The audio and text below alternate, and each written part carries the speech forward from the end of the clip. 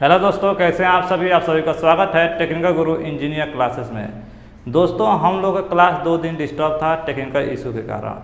आज से रेगुलरिटी बनी रही क्लास की और सभी लोग को आपको हम बता दिए थे भाग 2 लगभग आपका समाप्त हो गया है ना, बिल्कुल समाप्त हो गया है। तो चलिए एक बार रिवीजन कर देते हैं। भाग 1, भाग फर्स्ट में क्या था?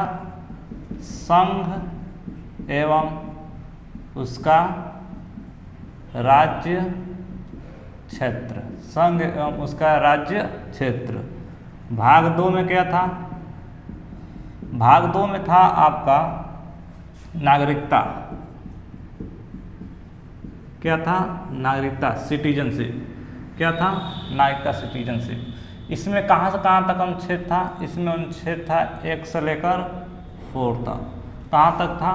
1 से लेकर 4 तक, यानी 1 से लेकर अनुच्छेद 4 तक था। इसमें कहाँ तक था? अनुच्छेद 5 से लेकर 11 तक। क्या था? आर्टिकल 5 से लेकर 11 तक। इतना समझ गए? भाग 2 नागरिकता।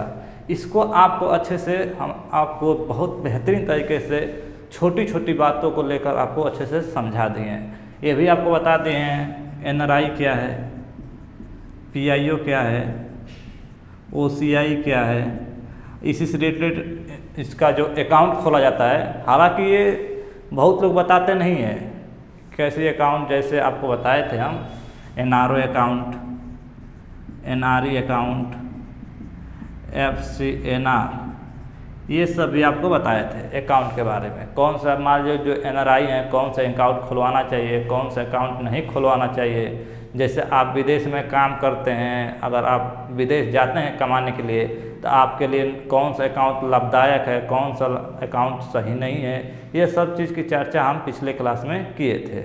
ठीक है, यहाँ तक बता दिए थे। और आपको क्या बताए थे? और आपको बताए थे NRC, CAA, ये भी आपको अच्छे से डिस्कस कर दिए थे। NRC क्या है, CAA क्या है। 2019 में इसका जो आया था NRC CAA जो मुद्दा थी 2019 वाली, इसको भी अच्छे से आपको डिस्कस किया है पिछले क्लास में। ठीक है, तो यहाँ तक उम्मीद करता हूँ सभी लोग अच्छे से समझ गए होंगे। अब आगे देखते हैं। चलिए,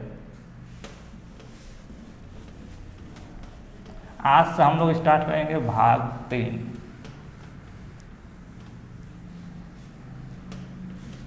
क्या करेंगे? भाग 3 क्या है? मूल या मौलिक अधिकार। क्या है? मूल या मौलिक अधिकार। इसको इंग्लिश में बोलते हैं फंडामेंटल राइट। क्या बोलते हैं? Fundamental right. इतना समझ गए? भाग 3 में किस चीज़ की चर्चा है? मूल या मौलिक अधिकार, फंडामेंटल राइट। ठीक है, चलते हैं, इसको समझते हैं। एकदम बेसिक से आपको समझाएंगे एकदम बेहतरीन तरीके से। चलिए, मूल या मौलिक अधिकार कहते किसे हैं? मूल या मौलिक अधिकार क्या है, इस चीज़ को समझिए। जैसे हमारा मूल अधिकार है, हाँ मौलिक अधिकार। मूल अधिकार का मतलब होता है कि ना ही मुझसे कोई पब्लिक छीन सकती है और ना ही मुझसे कोई गवर्नमेंट छीन सकता है, ना ही मुझसे कोई स्टेट छीन सकता है। स्टेट का मतलब ये मत समझिए, आपको आप बताएंगे आर्टिकल 12 में। स्टेट का मतलब होता है, जैसे कुछ स्टेट होते हैं जैसे NTPC, रेलवे डिपार्टमेंट, ये अपने आप में क्या है? स्टेट है। संसद अपने आप में क्या है? स्टेट है। तो ये सब जो हैं स्टेट हैं, चाहे वो पब्लिक हो चाहे गवर्नमेंट हो ना, ये आपके मूल अधिकार को छीन नहीं सकते। इससे आप क्या हैं? स्वतंत्र हैं। क्या हैं? स्वतंत्र हैं। उसे क्या कहते हैं? मौलिक अधिकार। जैसे ना ही मौलिक अधिकार किसे कहते हैं? ना ही मुझसे कोई पब्लिक छीन सकती है, ना ही कोई स्टेट छीन सकता है, ना ही कोई गवर्नमेंट छीन सकती है। उसे हम क्या कह सकते हैं? मूल या मौलिक अधिकार। इतना समझ गए? चलिए, दूसरी बात जानिए कि ये मौलिक अधिकार कहाँ से लाया गया हमारे संविधान में। हमारे संविधान में मौलिक अधिकार किस देश से लिया गया है? तो हमारे संविधान में मौलिक अधिकार US से, संयुक्त राज्य अमेरिका से लिया गया है। कहाँ से लिया गया है? संयुक्त राज्य अमेरिका से, USA से लिया गया है। ये मूल अधिकार, और भाग 3 में इसको जगह दिया गया। कहाँ दिया गया है जगह? भाग 3 में जगह दिया गया है। इतना आप समझ गए। जो आपका ये मूल अधिकार है, क्या है आपका मूल अधिकार, ये कहाँ से कहाँ तक अनुच्छेद में है आपका? जो मूल अधिकार है आपका भाग 3, ये कहाँ से किस अनुच्छेद तक है? तो ये आपका अनुच्छेद 12 से लेकर कहाँ तक है? अनुच्छेद 35 तक। कहाँ तक है? अनुच्छेद 12 से लेकर अनुच्छेद 35 तक ये आपका मूल अधिकार है। ठीक है, चलिए आगे समझते हैं। कहाँ से लिया गया इसको? यूएसए से लाया गया है। किस भाग में रखा गया है? किस अध्याय में रखा गया है? इस तरह क्वेश्चन पूछा जाएगा कि जो आपका मूल अधिकार है उसको संविधान के किस अध्याय में रखा गया है, इस तरह क्वेश्चन पूछा गया है। तो किस अध्याय में रखा गया है? भाग 3। किस में रखा गया है? अध्याय 3 में रखा गया है। इतना आप समझ में। चलिए अब आगे समझते हैं। जो आपका मूल अधिकार है इसको फ्रेंच भाषा में, किसमें? फ्रेंच भाषा में क्या कहते हैं? Magna carta. क्या कहा जाता है? Magna carta. मैग्ना कार्टा क्या है? इसको हम लोग को भारत का क्या कहा जाता है? मूल अधिकार को भारत का मैग्ना कार्टा कहा जाता है। मैग्ना कार्टा है क्या? ये क्यों फ्रेंच लोग अपने अधिकार को मैग्ना कार्टा कहते हैं? जैसे समझिए, जब ब्रिटेन था, ब्रिटेन में जब कंपनियां थीं तो उनको कुछ अधिकार दिया जाता था। क्या दिया जाता था? अधिकार दिया जाता था ब्रिटेन में कुछ कंपनियों को। जब उनको कुछ अधिकार दिया जाता था तो उस अधिकार को वहाँ के लोग क्या कहते थे? Magna carta. क्या कहते थे? Magna carta. तो देखा गया भारत में भी मौलिक अधिकार यानी मूल अधिकार एक तरह से क्या है? लोगों का क्या है? अधिकार है, मूल अधिकार है। तो इसको भी क्या कहा गया है? भारत का मैग्ना कार्टा। इतना आप समझ गए। तो ये क्वेश्चन यहाँ से बन सकता है कि मैग्ना कार्टा किसे कहा जाता है? तो मूल अधिकार को कहा जाता है। ठीक है। जो मैग्ना कार्टा, इसको नैसर्गिक भी कहा जाता है। क्या कहा जा सकता है? नैसर्गिक। नैसर्गिक का मतलब होता है कि नैसर्गिक जैसे हम लोग हैं, हम लोग को बचपन से ही मूल अधिकार है, तो हम लोग क्या है? नैसर्गिक। नैसर्गिक तत्व होता है कि बचपन से आपको मूल अधिकार मिल जाए, कुछ अधिकार आपको मिल जाए, तो उसको नैसर्गिक अधिकार कहते हैं। इतना आप समझ गए। चलिए अब आगे देखते हैं। ये आपको बेसिक चीज़ बता रहे हैं मूल अधिकार के बारे में। अभी आपको अनुच्छेद स्टार्ट नहीं किए हैं, अभी आपको कुछ बेसिक चीज़ बता रहे हैं जिसको आपको समझना जल्दी आवश्यक, यहाँ से क्वेश्चन बन सकता है। ठीक है, आगे देखते हैं। जो मूल अधिकार है इसे कभी कभी निलंबित भी किया जाता है। निलंबित का मतलब है कभी कभी रोक लगाया जा सकता है। इसको रोक लगाने का अधिकार किसको है? राष्ट्रपति को। किसको है? राष्ट्रपति को। क्या किया जाता है? निलंबित।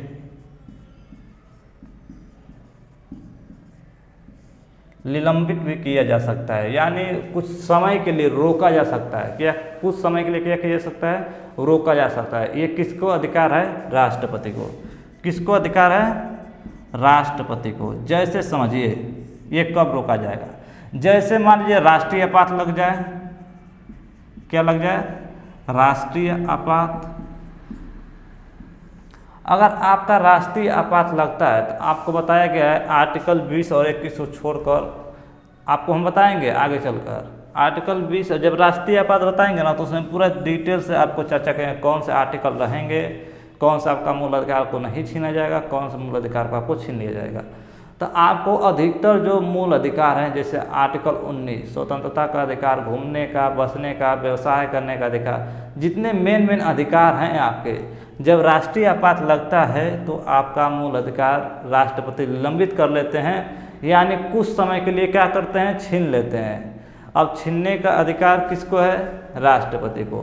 कब छीना जाता है? राष्ट्रीय आपात में, या फिर दो देशों के बीच, जैसे भारत या पाकिस्तान या चाइना या किसी अन्य देश के बीच, भारत और किसी अन्य देश के बीच युद्ध छिड़ जाए तो उस समय क्या लगता है? राष्ट्रीय आपात लगता है। तो उस समय आपके कुछ समय के लिए निलंबित किए जा सकते हैं मूल अधिकार को।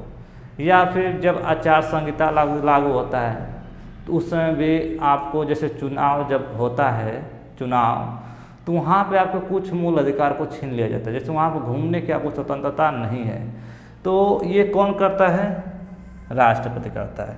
इतना आप समझ गए कि आपका मूल अधिकार को भी छीना जा सकता है कुछ समय के लिए, हमेशा के लिए नहीं, कुछ समय के लिए।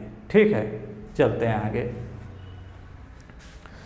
हमारा जो मूल अधिकार है फंडामेंटल राइट, इसको रक्षक, मूल अधिकार का रक्षक किसे कहा जाता है? एक क्वेश्चन पूछ देता है, मूल अधिकार का रक्षक किसे कहा जाता है? तो सुप्रीम कोर्ट और हाई कोर्ट दोनों को कहा जाता है। बहुत लड़के यही समझ लेते हैं कि सुप्रीम कोर्ट को ही कहा जाता है। जैसे क्वेश्चन एक बार पूछा था, एसएससी ने पूछा था कि मूल अधिकार का रक्षक किसे कहा जाता है, तो ऑप्शन ए में था सुप्रीम कोर्ट, ऑप्शन बी में था हाई कोर्ट, ऑप्शन सी में था ए बी दोनों, और ऑप्शन डी में था इनमें से कोई नहीं। तो बहुत लड़के मार के आए थे supreme court supreme court supreme court. तो आपको देखना है ऑप्शन सी सही होगा, हाई कोर्ट और सुप्रीम कोर्ट दोनों किसको कहा जाता है? मूल अधिकार का रक्षक कहा जाता है। इतना आप समझ गए। तो मूल अधिकार का रक्षक, मूल अधिकार का रक्षक किसे कहा जाता है? सुप्रीम कोर्ट को और हाई कोर्ट को, सुप्रीम कोर्ट को और हाई कोर्ट को। जो हमारा मूल अधिकार है, ये हमारा मूल अधिकार वाद्य योग्य है, यानी परिवर्तनीय है। वाद्य योग्य क्या मतलब होता है? वाद्य योग्य,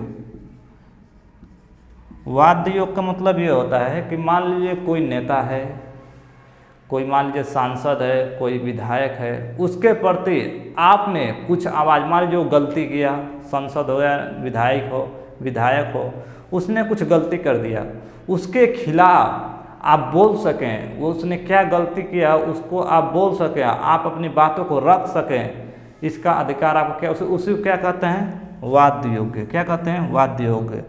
तो आपको मूल अधिकार जो है आपको बोलने की स्वतंत्रता देता है, हर एक चीज छूट। हमारा मूल अधिकार कैसा है? वाद्य योग्य है। कभी कभी संसद हमारे मूल अधिकार पर प्रतिबंध भी कभी कभी संसद कुछ मूल अधिकार प्रतिबंध लगा सकता है। जैसे 3 तलाक हो गया, तलाक बिद्दत। तलाक बिद्दत क्या था आपको बताएंगे आगे। तलाक बिद्दत ये था कि अगर आपने 3 बार तलाक तलाक तलाक कह दिया तो आप अपने बीवी को तलाक दे सकते हैं। ये था तलाक बिद्दत। इसमें बहुत सारे महिलाओं का मूल अधिकार का हनन हो जाता था। क्या था? मूल अधिकार का हनन हो जाता। कोई व्यक्ति जब गुस्सा होता था अपने बीवी से, अपनी पत्नी से, तो कहता था तलाक तलाक तलाक, काम खत्म। तो इस तरह बहुत महिलाओं की ज़िंदगी बर्बाद होने लगी। तो सरकार ने देखा तो इस चीज़ को बंद किया। क्या किया? संसद ने उस पर क्या कर दिया? संसद ने उस पर क्या कर दिया? प्रतिबंध लगा दिया। प्रतिबंध का मतलब होता है संसद ने मूल अधिकार को ख़त्म कर दिया। मूल अधिकार कानून बनाने का अधिकार संसद को, प्रतिबंध खत्म करने का भी अधिकार संसद को है। सुप्रीम कोर्ट क्या करता है? इसका रक्षक करता है। अगर मान लीजिए कोई सांसद है, अगर आप उसके खिलाफ बोलते हैं कि ये नेता सही नहीं है, ये ऐसा काम किया है, तो मान लीजिए संसद है वो उसी का सरकार है, और वही मान लीजिए कि आपका ये ऐसा कह दे कि इस व्यक्ति का मूल अधिकार ही ख़त्म कर दिया जाए, तो वो कानून बना के ख़त्म कर देगा। क्या कर देगा? प्रतिबंध लगा देगा।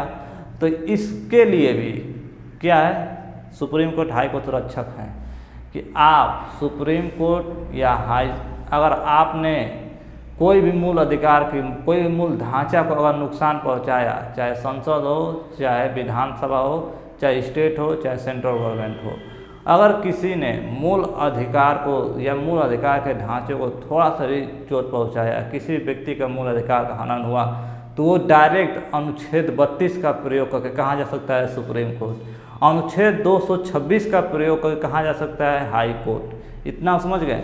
तो ये आपके मूल अधिकार का रक्षा करता है कौन? सुप्रीम कोर्ट और हाई कोर्ट। कौन करता है? सुप्रीम कोर्ट और हाई कोर्ट। इतना आप समझ गए?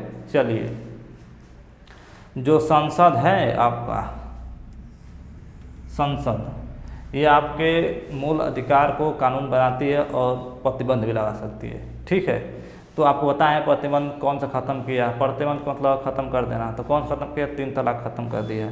इतना हम समझ गए। चलिए अब आगे समझते हैं।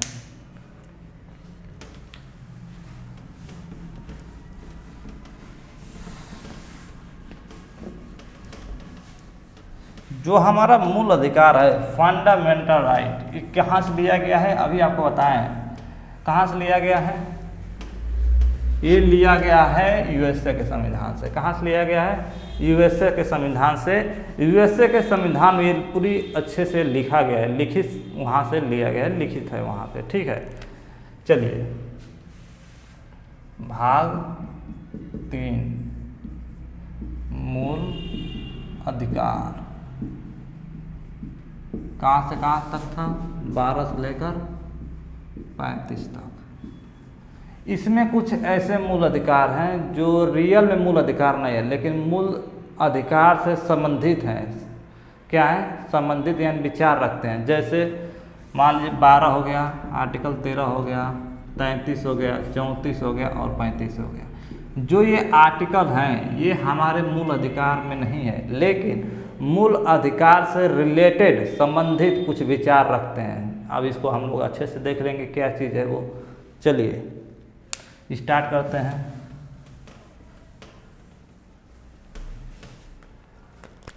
आर्टिकल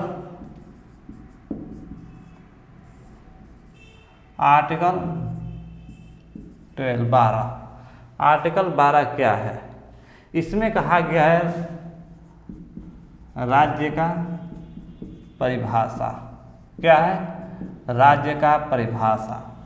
इसको आपको देखने के बाद ये लगता होगा कि राज्य का परिभाषा का मतलब कि कोई स्टेट है, यानी महाराष्ट्र, यूपी, बिहार, हरियाणा, ऐसे कोई आपको स्टेट समझ में आता होगा, लेकिन वैसा बिल्कुल नहीं है। आपको ये राज्य देखने के बाद ऐसा लगता होगा कोई स्टेट है। जैसे मान लीजिए स्टेट बहुत हैं, हमारे 28 स्टेट हैं, यूपी, बिहार, महाराष्ट्र, कर्नाटक, तमिलनाडु, हरियाणा, पंजाब। आपको ऐसा लगता हो कि उसी राज्य में किसी परिभाषा उसी का है, तो ऐसा बिल्कुल नहीं है। राज्य परिभाषा का मतलब है, ये हम कहना चाहते हैं कि राज्य, जो इसको कहते हैं स्टेट, इंग्लिश में क्या कहते हैं? स्टेट। जो राज्य है, राज्य किसे कहेंगे? जैसे समझिए संसद क्या है? अपने आप में स्टेट है। यानी जो राज्य स्टेट हैं, मतलब अपने आप में कानून बनाने के लिए क्या है, वो स्वतंत्र हो, उसे क्या कहते हैं? स्टेट कहते हैं। जैसे संसद स्वतंत्र है, वो अपने में क्या है? स्टेट है। क्या है? स्टेट है। यूपीएससी क्या है? जैसे संसद अपने आप में कानून बना सकती है, ये क्या है? अपने आप में स्टेट है। यूपीएससी क्या है? अपने आप में स्टेट है। एनटीपीसी रेलवे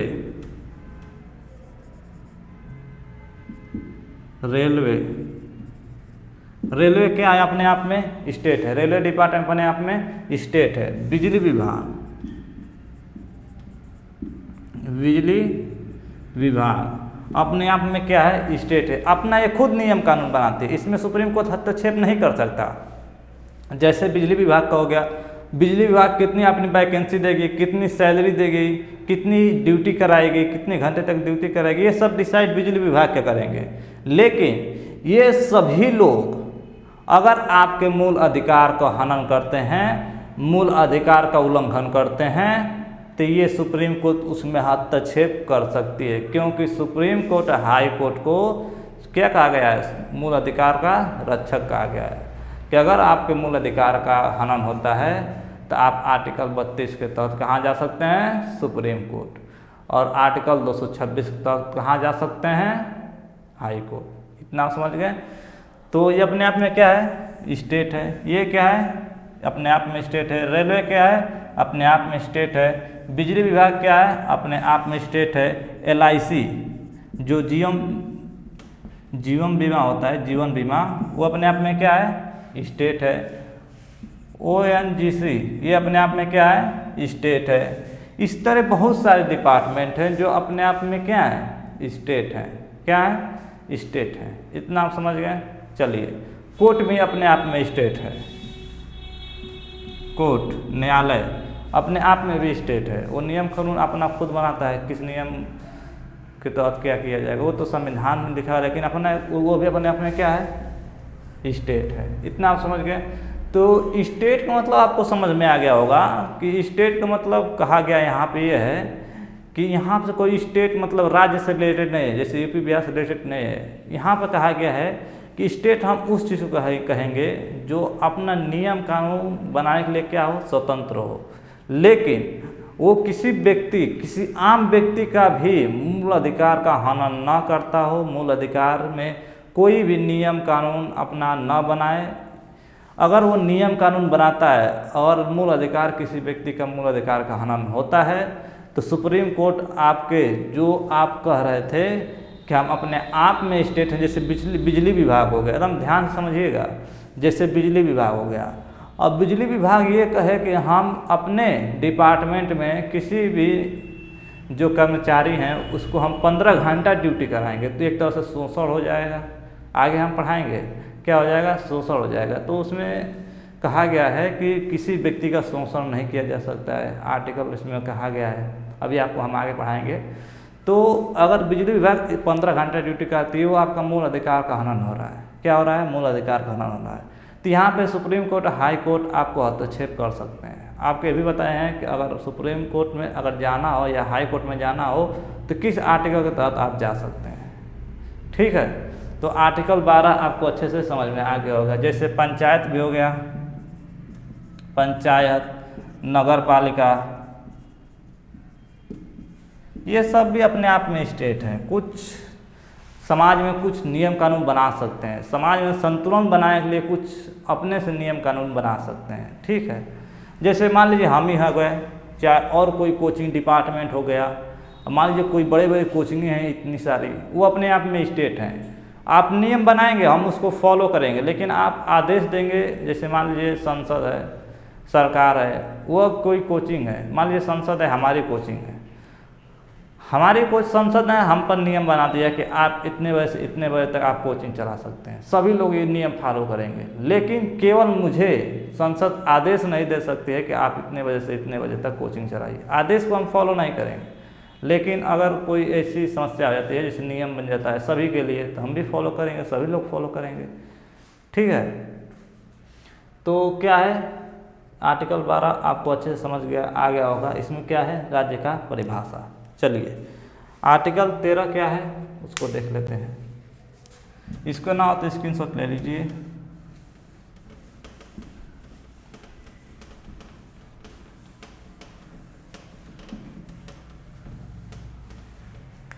आर्टिकल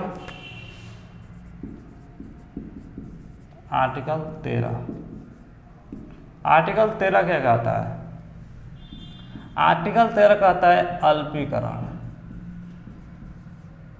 क्या कहता है, अल्पीकरण या असंगत जो भी कुछ हो।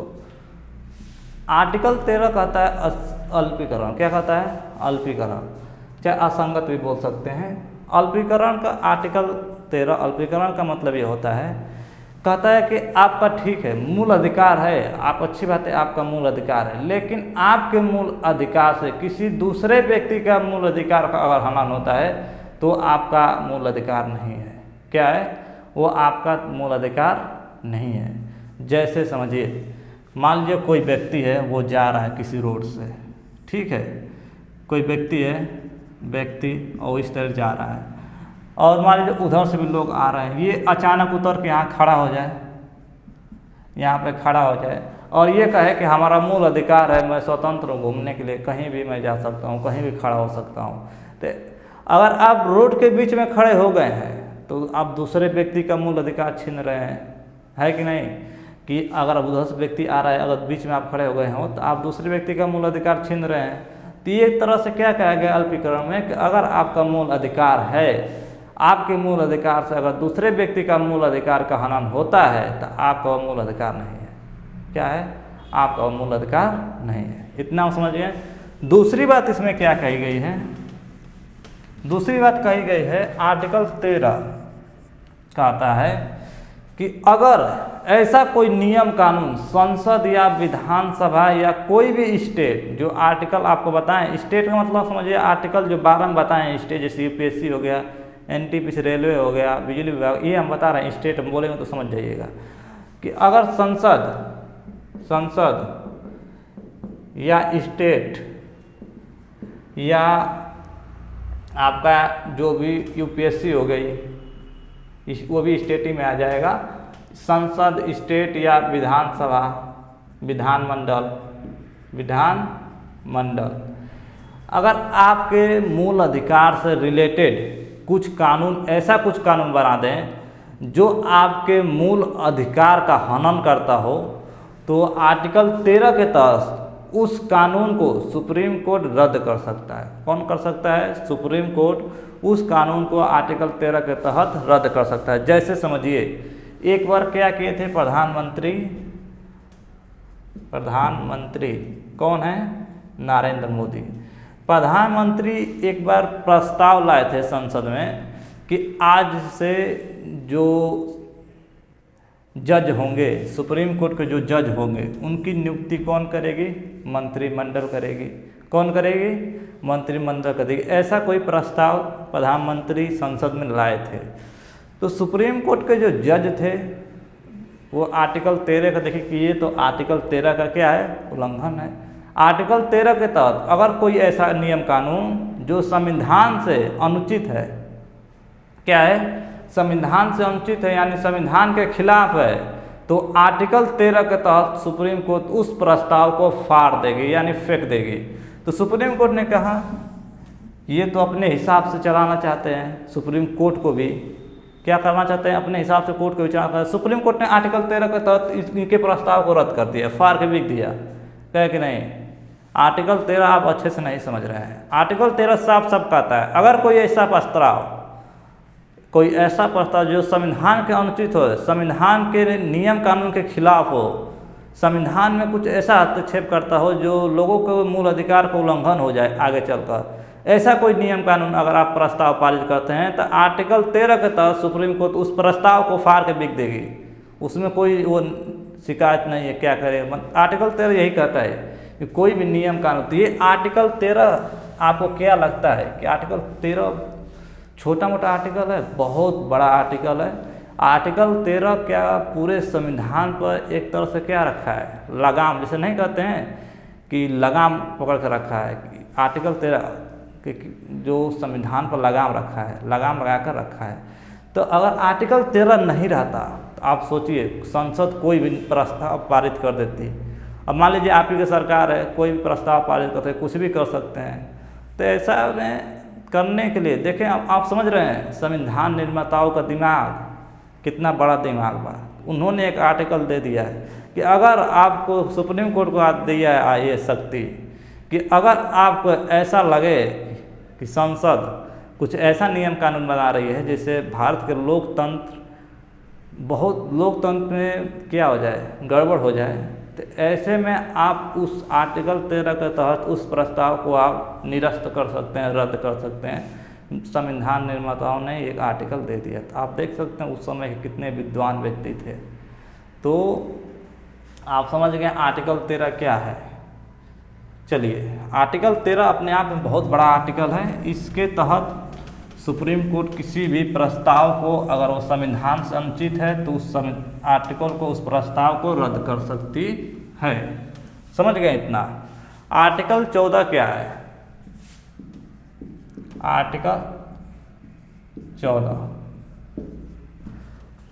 14 क्या कहता है? आर्टिकल 14 है आपका, इसमें दो चीज़ है आर्टिकल 14 में। आर्टिकल 14 कहता है कानून के समक्ष समानता, यानी विधि के समक्ष समानता, और एक कहता है विधि के समक्ष संरक्षक। क्या कहता है? पहला आपका कहता है विधि के समक्ष समानता, और दूसरा कहता है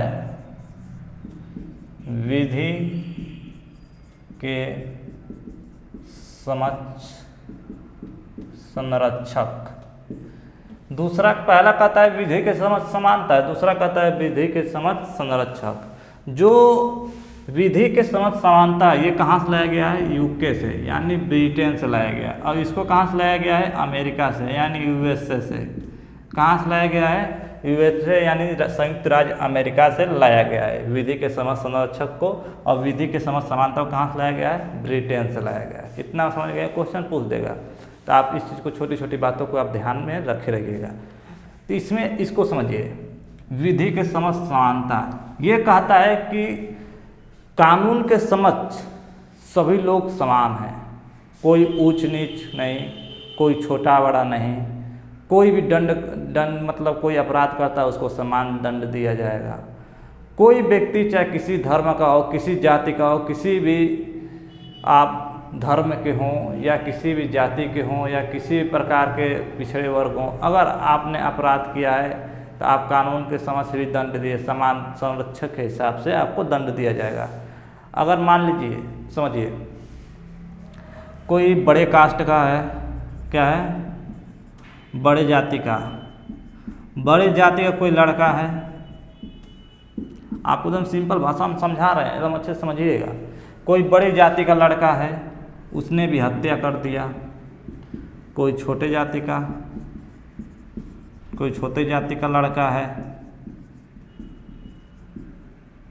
उसने भी हत्या कर दिया। क्या कर दिया? हत्या कर दिया। तो ऐसा नहीं है कि जो बड़े जाति का लड़का है उसको 2-4 साल के लिए सज़ा दिया जाएगा और जो छोटे जाति का लड़का है उसको फांसी की सज़ा दिया जाएगा। ऐसा नहीं है। कानून के समझ सब समानता यही कहता है कि अगर आपने, दोनों लोग ने हत्या किया हो, या छोटे कास्ट का हो या बड़े कास्ट का, या किसी धर्म के लोग हों आप, अगर आपने अगर कानून हाथ में लिया हो, यानी आपने दंड अपराध किया हो, तो कानून के समक्ष सब समानते हैं, सब समान है। अगर आपको कोर्ट में बुलाया जाएगा तो आप आम व्यक्ति हो तभी भी आपको खड़ा रहना पड़ेगा। आप सीएम हो, पीएम हो, डिस्ट्रिक्ट मजिस्ट्रेट हो, चाहे कोई भी विधायक हो, आपको भी खड़ा होना पड़ेगा। आर्टिकल 14 यही कहता है कानून का समझ समानता है, यानी सब कानून का समझ क्या है? समान है। इतना हम समझ गए। छोटे बड़े धर्म, जाति धर्म से कोई मतलब नहीं, कानून का सब क्या है? समान है। कौन कहता है? विधि के समझ समानता। यूके कहाँ से लाया गया? इसको यूके से लाया गया। इतना समझ गए। चलिए दूसरी चीज़ समझ लेते हैं। कानून के समझ संरक्षक का मतलब होता है कि कानून भी आपका रक्षा करेगी। यानी जैसे समझिए, कोई बड़ी जात का है, उसने भी हत्या कर दी। आपको अभी बताया है, कोई बड़ी जात का है, उसने भी मान लीजिए चोरी कर दिया। क्या कर दिया? चोरी कर दिया। और कोई बहुत छोटा कास्ट का है, उसने भी चोरी किया। क्या किया? चोरी किया। तो जो इन दोनों ने अपराध किया है, बड़े जात का भी छोटे जात का भी, दोनों ने अपराध किया है। तो जब दोनों ने अपराध किया है तो कानून के समक्ष संरक्षक क्या कहता है कि अगर आपने अपराध किया है तो आपको बराबर दंड भी दिया जाएगा। ना कि आप बड़े हैं तो आपको कम दंड दिया जाएगा, जो छोटे हैं उनको ढेर ज़्यादा दंड दिया जाएगा, ऐसा कुछ नहीं है। कानून के समक्ष संरक्षक यही कहता है कि अगर ने अपराध कर दिया है, अगर कोई आपने अपराध किया है, चाहे कोई जैसा भी अपराध हो, तो आपने, अगर यह छोटा या बड़ा हो, किसी धर्म का हो, किसी जाति का, अगर आपने अपराध किया है तो आपको बराबर दंड दिया जाएगा। इतना आप समझ में आ गए। तो ये है आपका आर्टिकल 14। क्या है? आर्टिकल 14। चलिए, हमको जहाँ तक उम्मीद है किसी भी स्टूडेंट को डाउट ना रहता होगा। अगर डाउट रहता है तो कमेंट करके पूछ सकते हैं। आर्टिकल 15 क्या कहता है?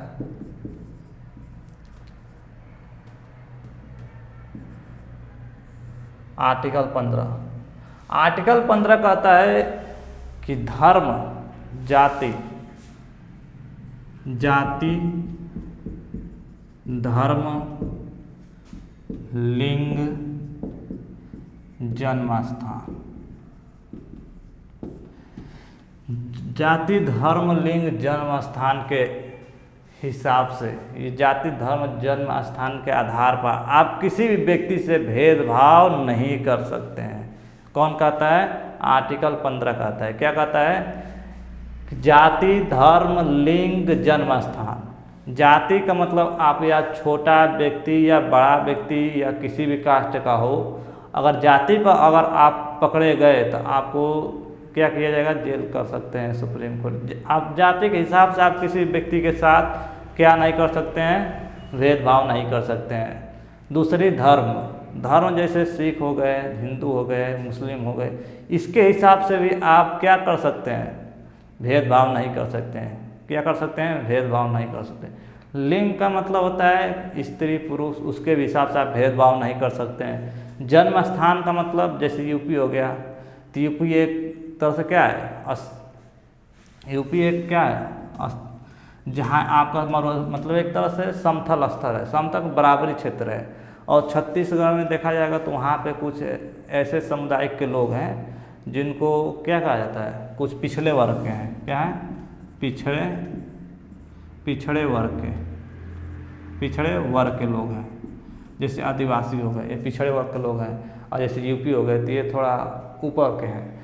तो जो पिछड़े वर्ग के लोग हैं, जन्म स्थान जैसे मान लीजिए यूपी और छत्तीसगढ़ के लोग हो गए, या असम के लोग हो गए, या त्रिपुरा के लोग हो गए, तो वो जैसे 2 राज्य हैं, तो इन 2 राज्यों में भी जैसे लोग मान लीजिए यूपी में वो लोग आए, जैसे त्रिपुरा के लोग हैं यूपी में आए, तो यूपी के लोग उन लोगों के साथ भेदभाव नहीं कर सकते। ये आपको समझाने के लिए कह रहा है, ठीक है।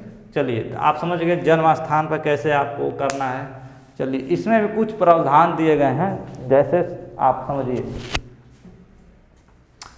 आपको इसमें एक चीज़ से भेदभाव किया जा सकता है। जैसे आपको आरक्षण से आपको भेदभाव किया जा सकता है। किससे किया जाता है, आरक्षण से आपको भेदभाव किया जा सकता है। अब आरक्षण में कौन सा, जैसे मान लीजिए SC, ST, OBC और जनरल, जितने भी UR जनरल हो, सबको आरक्षण मिलता है। जितने कास्ट हैं, बड़े कास्ट, छोटे कास्ट, सबको आरक्षण मिलता है। ऐसा नहीं है कि कोई SC ST को, इसमें है कि थोड़ा इन लोगों को ज़्यादा मिलता है, इनको थोड़ा कम मिलता है, जनरल लोग को थोड़ा उनसे भी ज़्यादा कम मिलता है। तो आरक्षण तो सभी लोग को मिलता है, इतना समझ गए। तो इसमें भेदभाव नहीं है उतना ज़्यादा आरक्षण है। जैसे आपको स्त्री हो गया तो उनको कुछ ज़्यादा हद तक का आरक्षण दिया जा सकता है। कोई बच्चा है उसको कुछ ज़्यादा आरक्षण दिया जा सकता है। तो जैसे मान लीजिए हम बड़े हैं, कोई बच्चा है, कोई स्त्री पुरुष है, तो उनके लिए विशेष प्रावधान किए गए हैं इसमें, कि अगर कोई बच्चा है, स्त्री है, महिला है, उसको विशेष प्रावधान दिए गए हैं, विशेष छूट दिए गए हैं। किसके तहत, आर्टिकल 15 के तहत। इसमें आपको बता ही दिए हैं कि इन 4 चीज़ों से आप किसी व्यक्ति के साथ भेदभाव नहीं कर सकते हैं। कौन ये आर्टिकल कहता है, आर्टिकल 15 कहता है। अगर आप पकड़े गए तो आप जेल भी हो सकता है आपको, ठीक है। ये कानूनी क्या हो जाएगी, अपराध हो जाएगी। चलिए आगे समझ लेते हैं आर्टिकल 16, अनुच्छेद 16। अनुच्छेद 16 क्या कहता है, लोक नियोजन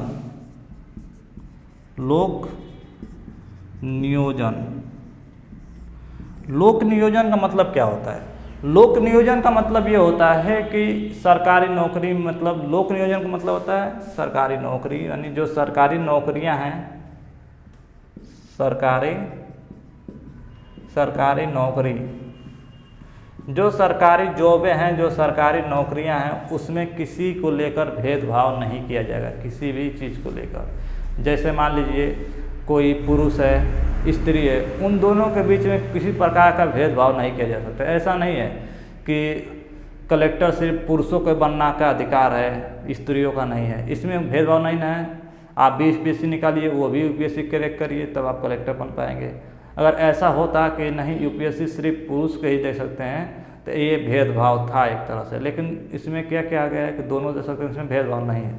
तो वही कहा गया है कि सरकारी नौकरी में कोई भेदभाव नहीं किया जाएगा। क्या नहीं किया जाएगा, लोक नियोजन नहीं किया जाएगा, यानी कोई भेदभाव सरकारी नौकरी में नहीं किया जाएगा। इसमें आरक्षण के तौर पर भेदभाव थोड़ा सा हो जाता है किसी को। अभी आपको पता है ना कि आरक्षण जैसे पिछले वर्ग के लोग हो गए, उनको कुछ विशेष प्रावधान दिया गया कि ये अपने बराबरी में आ सकें।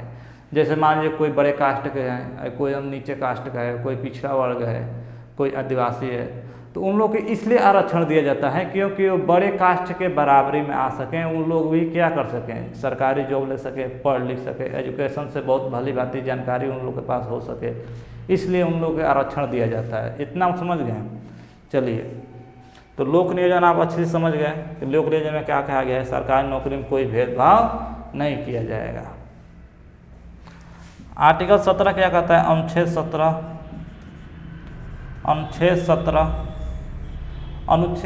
कहता है अस्पृश्यता का अंत। अस्पृश्यता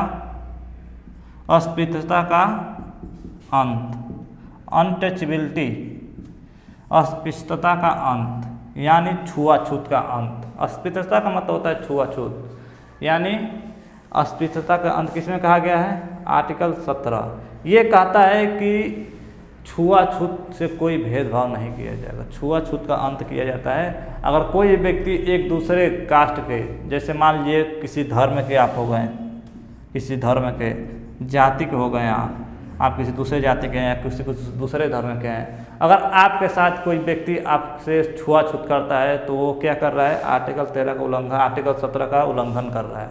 किसका कर रहा है? आर्टिकल 17 का उल्लंघन कर रहा है। आप उसको भेदभाव नहीं कर सकते हैं। छुआछूत का क्या किया गया है? आर्टिकल 17 में अंत किया गया है। क्या किया गया है? अंत किया गया है। इतना आप समझ गए हैं? तो इसमें कहा गया है कि अस्पृश्यता का अंत, आप छुआछूत नहीं कर सकते हैं, किसी भी व्यक्ति के साथ भेदभाव नहीं कर सकते हैं। इसमें कुछ हद तक कर सकते हैं, जैसे समझिए वो अपवाद है, वो क्या है? अपवाद है। जैसे मान लीजिए आपको जैसे कोविड-19 आ गया था, तो कोविड-19 में क्या कहा गया था? अगर आपको बीमारी है, जैसे बीमारी ऐसी है कि आपको एक दूसरे से फैल रही है, जैसे चेचक हो जाए, जैसे कोविड-19 हो गई, वो भी एक तरह से बीमारी थी जो एक दूसरे से फैल रहा था, तो ऐसे में आप थोड़ा सा उनसे दूरी बना सकते हैं, छुआछूत कर सकते हैं। लेकिन किसी जाति के नाम से, किसी धर्म के नाम से कि तुम हिंदू, मैं हिंदू हूँ, तुम मुस्लिम हो, इस तरह से छुआछूत आप नहीं कर सकते हैं। इतना आप समझ गए? किसमें कहा गया है? आर्टिकल 17 में। तो इतना आप समझ गए कि आपको एक एक आर्टिकल आपको अच्छे से समझा दिए। चलिए, जो भी स्टूडेंट अगर कल के क्लास को नहीं देखे हैं वो जाके पिछले क्लास में उसको कवर कर लें, उसके बाद आके इस मौलिक अधिकार यानी फंडामेंटल राइट क्लास को कवर करेंगे।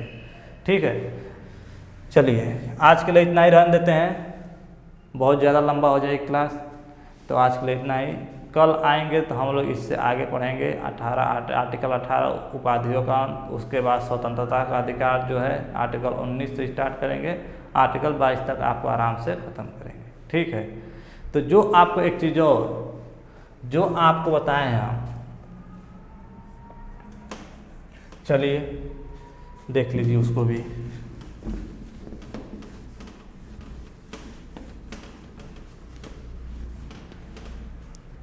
देखिए आर्टिकल 14 से लेकर 18 तक ये क्या था? समानता का अधिकार। क्या था? समानता का अधिकार, मतलब सब एक समान है। ये आर्टिकल 14 से 18 तक क्या कहता है? समानता का अधिकार का मतलब सब एक समान है। इतना आप समझ गए?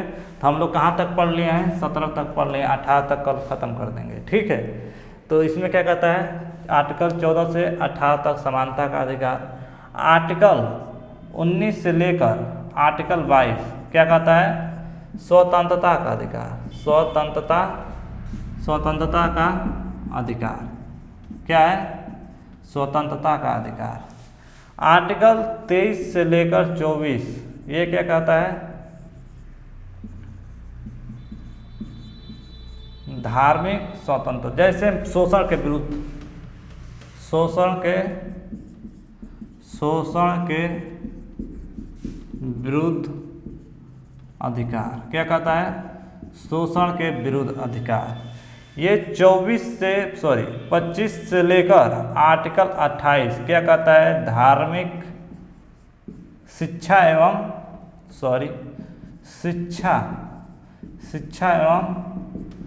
सांस्कृतिक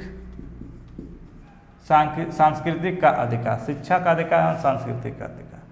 ये आर्टिकल 29 क्या कहता है? 29 से लेकर 30 जो भी आपको बताएं, देखिए समझिए, इसको एक बार स्क्रीनशॉट ले लीजिए, उसके आगे बता रहे हैं आपको।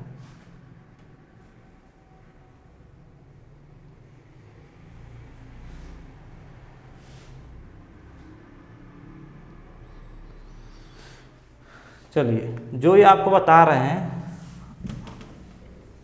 ये क्या है? धार्मिक स्वतंत्रता का अधिकार। क्या है? धार्मिक स्वतंत्रता का अधिकार। आर्टिकल 29 से लेकर 30 ये क्या है आपका? शिक्षा एवं सांस्कृतिक अधिकार। क्या है? शिक्षा एवं सांस्कृतिक अधिकार। उसके बाद 31 क्या है? संपत्ति का अधिकार। 32 क्या है? संवैधानिक उपचार का अधिकार। ये जो अधिकार हैं या आपको हम कल की क्लास में कवर करेंगे। आपको आएंगे तो शेड्यूल से आपको इसको अच्छे से आपको हम लिख देंगे, आपको अच्छे से समझा देंगे, उसके बाद अच्छे से आप लिख लीजिएगा। चलिए तो आज के लिए इतना ही रन देते हैं, कल के क्लास में हम लोग आएंगे तो बहुत अच्छे से आगे डिस्कस करेंगे। ठीक है, तो आज के लिए इतना ही। जय हिंद।